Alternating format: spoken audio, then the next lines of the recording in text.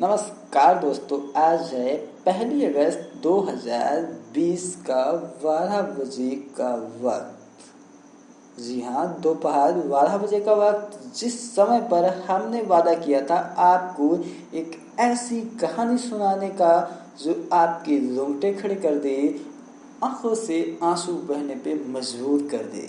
जी हाँ, मैं आपका अपना दोस्त अखिल मिश्रा पागल, motivational speaker and story writer आज लेकर आया हूँ आने वाले त्योहार रक्षाबंधन पे आधारित एक ऐसी कहानी जो कई श्रोताओं ने पढ़ रखी होगी, लेकिन पढ़ने में भाषा शैली दूसरी थी और सुनने में कुछ नया अंदाज और नई चीजें आपको मिलेंगी। तो ध्यान से सुनिएगा, दिल से सुनिएगा, दिमाग लगाने की जरूरत नहीं है। अगर आप दिमाग लगाएंगे तो कहानी फिसल जाएगी।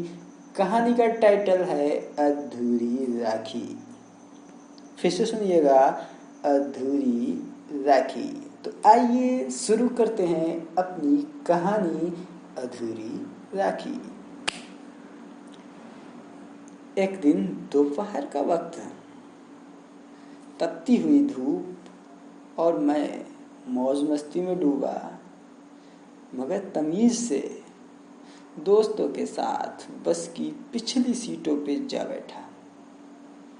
जनाब, बस तो जानते ही होंगे ना, जो अक्सर बारात में जाया करती। अब सीट मिल गई थी, मानो एमएलए की सीट। हम सब लग गए बातों में, थोड़ी ज्ञान की बातें और ज्यादा मनोरंजन की बातें, और बाकी कुछ लोग खामोश तो कुछ फेंकने में लगे थे। अब ड्राइवर अपनी सीट पे बैठकर बस ऐसे धीरे धीरे चलाना शुरू किया जैसे बस नहीं कोई मस्त भैंस हो। फिर रुकी तो कहीं चली। ऐसे ही कछुआ चाल के साथ साथ अब बस शहर की भीड़ को पीछे छोड़ चौड़ी सी सड़क पर दौड़ रही थी। हम सब अपने ख्यालों में डूबे और खामोशी को होठों में जकड़े हुए बैठे थे। तभी अचानक कानों को चीर देने वाली आवाज सरदर्द बनने लगी। फिर भी हमें कोई आश्चर्य नहीं हुआ, क्योंकि झंझटबाजी सुनने के तो कान आदि बन चुके थे। जब भी प्राइवेट बस में कंडक्टर किराया लेने आता तो इंडिया और चाइना की तू में होनी फितरत थी।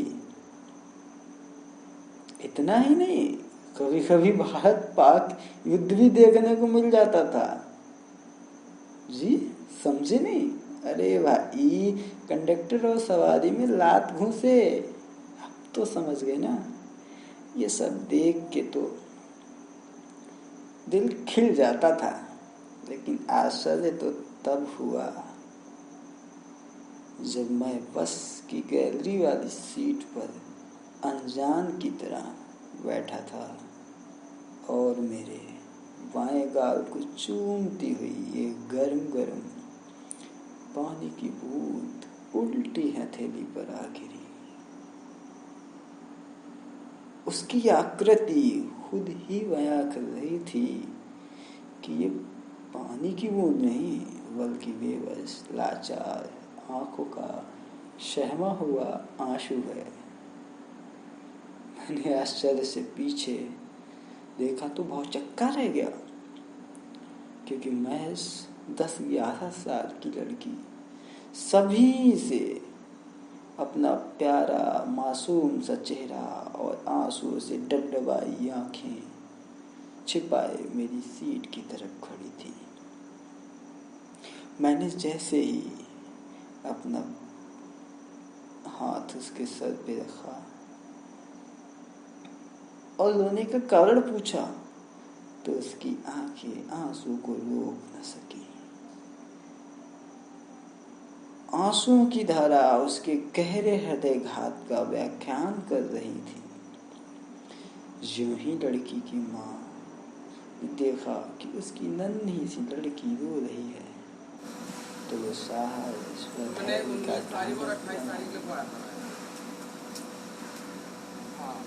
का प्रयास कर रही थी, मगर उस मासूम चेहरे पे आंसुओं का मानो सागर सा फैल गया। बेचारी हिचकियां ले ले के रो रही थी। मैं बिल्कुल खामोश बहते हुए उन मोती जैसे आंसुओं की दास्तां पढ़ने की कोशिश में लगा था, मगर ज्यों ही अचानक ध्यान टूटा तो आश्चर्य की सीमा ही टूट गई। मुझे अपनी आंखों पे विश्वास ही नहीं हो रहा था, क्योंकि अब लड़की ही नहीं बल्कि साथ साथ माँ भी रो रही थी, और साड़ी के आखिरी छोर से आंखों के अंदर तक के आंसुओं को पोंछने की कोशिश कर रही थी, क्योंकि इस मतलबी दुनिया में वह मजाक बनकर न रह जाए। लेकिन आंसू थमने का नाम ही नहीं ले रहे थे। आज पहली बार मेरा हृदय किसी हृदय की व्यथा को समझने में बिल्कुल असमर्थ हो चुका था। तो मैंने अटकते लफ्जों में पूछा कि क्या हुआ आंटी? अब तो मानो दुखती हुई लग पे मैंने हाथ रख दिया। कई दिनों महीनों का दर्द उस माँ के पलकों तले से निकलने लगा। साथ ही साथ धीमे व लड़खड़ाए स्वर में बताने लगी कि उसका इकलौता बीए पास लड़का जेल में बंद है और पति भी। इतना कहकर लफ्ज कुछ कह न सके, पर दर्द और ऊपर को उठता हुआ हाथ सब कुछ बयां कर गए कि पति का स्वर्गवास हो चुका था। वो लाचार और बेबस औरत आगे बताने लगी कि मैं और मेरी लड़की, हम दो ही लोग घर पर हैं।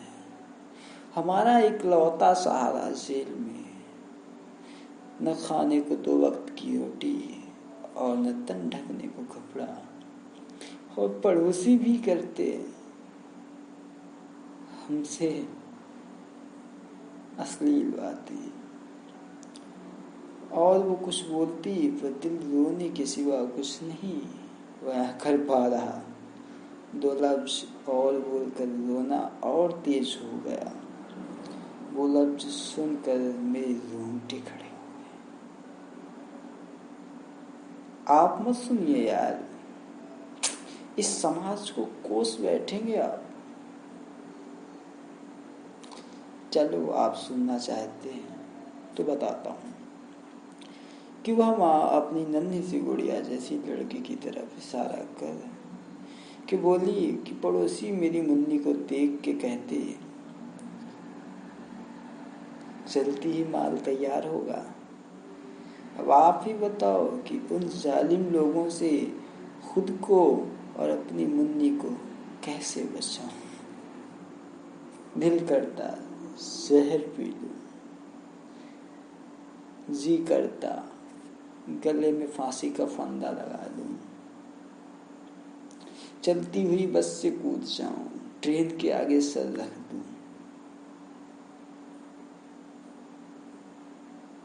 मगर क्या, बेबस और लाचार लोगों का यही अंजाम है।